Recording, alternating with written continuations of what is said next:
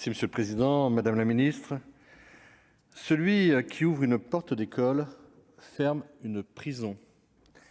C'est par cette formule que Victor Hugo, qui était assis dans cet hémicycle, traduisait l'idéal républicain.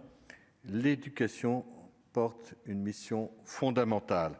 À ceux qui affirmaient que les criminels étaient responsables de leur état, il répondait sur les bancs de notre Assemblée: tout homme coupable est une éducation manquée qu'il faut refaire.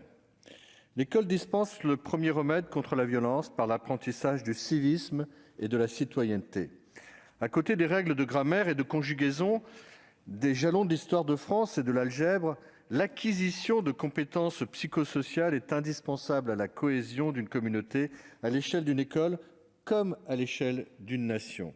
À l'origine de tout harcèlement se trouve bien souvent une défaillance d'empathie, des individus incapables de se mettre à la place des autres, de se représenter les conséquences de leurs actes, nourris par un sentiment de toute-puissance.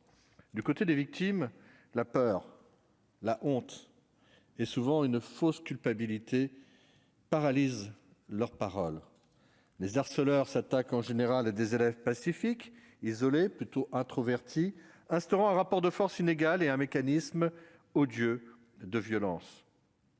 L'étendue du phénomène, sa banalisation insupportable et l'augmentation des cas de cyberharcèlement font de ce fléau un fait de société qu'il faut que nous combattions de toute urgence. C'est précisément l'objectif de ce que s'est donné le groupe des Indépendants République et Territoires en proposant cette mission d'information contre le harcèlement scolaire et le cyberharcèlement au printemps dernier. Je souhaite aussi saluer le travail remarquable de la sénatrice Colette Mélot, et rapporteur, et de la sénatrice Sabine Van Heghe, qui vient de prendre la parole, qui est présidente de la mission d'information. Comme le rappelle le rapport présenté le 23 septembre dernier, le harcèlement scolaire engendre des conséquences dramatiques pour les victimes, à commencer par le désengagement scolaire. Selon les enquêtes nationales de 2010 et de 2011, le harcèlement est à l'origine de 25% des cas d'absentéisme chronique. Il est responsable d'une très forte augmentation des risques de dépression, des suicides. L'état de stress permanent dans lequel il plonge l'élève impacte toutes les sphères de sa vie, à court terme, mais aussi à très long terme. 10 ans d'action des gouvernements successifs n'ont pas malheureusement permis d'éradiquer ce problème. De nombreux outils existent, c'est pourquoi la mission d'information s'intéresse à l'application sur le terrain de dispositifs qui ont été déployés. Le premier obstacle à franchir étant le silence des victimes.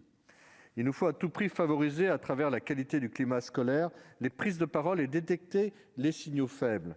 Cela passe par une mobilisation générale de la communauté éducative, appuyée par les parents d'élèves et par les associations. Nous devons aussi mettre les responsables des réseaux sociaux face à leurs responsabilités, comme l'ont rappelé mes collègues. Les problèmes complexes à résoudre nécessitent parfois des approches décalées, innovantes, surprenantes. Je souhaite attirer votre attention sur une méthode qui est proposée par un certain nombre d'associations du terrain, peut-être moins orthodoxe que l'approche institutionnelle, mais qui, selon moi, mérite, il me semble, d'être citée afin d'enrichir les débats de ce jour. La méthode résolutoire consiste à proposer à l'enfant victime de harcèlement une stratégie de sortie de crise lui permettant de reprendre le contrôle de la situation et de briser la spirale du harcèlement, renforçant dans un même temps sa confiance en lui et ses capacités de résolution du conflit. Il n'y a rien de pire que de dire à un enfant: il faut quitter et changer d'école. Il vaut mieux que dans l'école où il puisse se défendre par lui-même et qu'on lui amène ses outils. Il s'agit donc de donner à cet enfant ses moyens d'action, des outils relationnels lui permettant de désamorcer la spirale de violence dans laquelle il se trouve, de ne plus subir le harcèlement en développant une affirmation de lui-même. Un protocole adéquat pourrait être proposé par l'équipe pluricatégorielle déployée dans le cadre du plan phare.